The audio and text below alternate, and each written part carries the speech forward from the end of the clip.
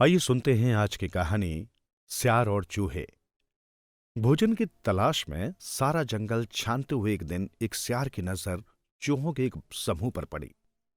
उस समूह का मुखिया एक हट्टा कट्टा चूहा था। मैं इन पर झपट सकता हूं, पर कोई फायदा नहीं, क्योंकि एक दो को छोड़कर बाकी सब भाग जाएंगे। हाँ, अगर अकल से काम लूं तो शायद कई दिनों तक के लिए उधर पूर्ति का इंतजाम हो जाए। ये सोचकर सियार ने चुपचाप उनका पीछा किया।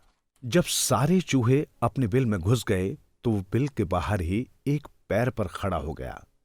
उसका मुंह खुला था और चेहरा सूरज की ओर था। कुछ देर बाद चूहे बिल से बाहर निकले। उन्होंने सियार को एक पैर पर खड़े देखा तो मुश्कराज ने कहा, महाशय, आप एक पैर पर क्यों खड़े हैं?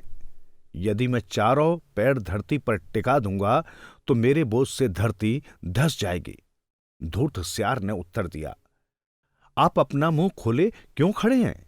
मूषकराज ने आश्चर्य से पूछा, हवा खाने को, सिर्फ यही मेरा भोजन है। चेहरा ऊपर क्यों उठाए हुए हैं? मुश्कराज ने पूछा। सूर्य देव की पूजा के लिए, सियार बोला।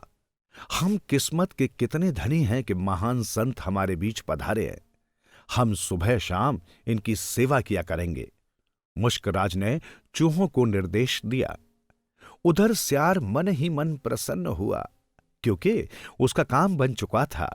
अगली सुबह सभी चूहे सियार को प्रणाम करने के लिए आए और सेवा करके चल दिए। सियार ने मौका देखकर आखिरी चूहे को दबोच लिया। ये दौर कई दिनों तक चलता रहा। कुछ ही दिनों में सियार हट्टा कट्टा हो गया। फिर एक दिन मूषकराज ने सोचा, हवा खाने वाला संत आखिर इतना हट्टा कट्टा कैसे हो गया? इसके कुछ दिन बाद मूषकराज अपने दरबार में बैठा हुआ था। मंत्री ने कहा, महाराज, हम लोग गिनती में पहले से कम हो गए हैं। क्या कारण हो सकता है?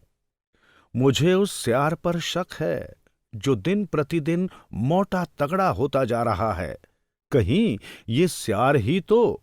खैर, मैं इसका अवश्य पता लगाऊंगा।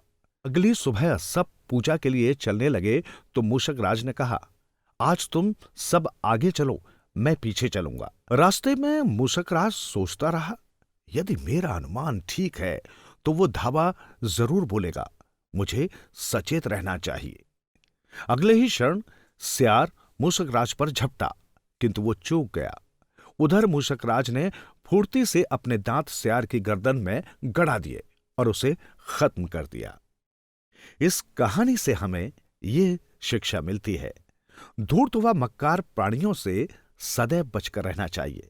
उन्हें संत समझने की भूल तो चूहों जैसा कोई मूर्ख ही कर सकता था। वो तो मूषकराज व उसके मंत्री को समय रहते समझ आ गई, वरना जान के लाले पड़ जाते। चिकनी चुपड़ी बातों में आने से अपना ही नुकसान होता है।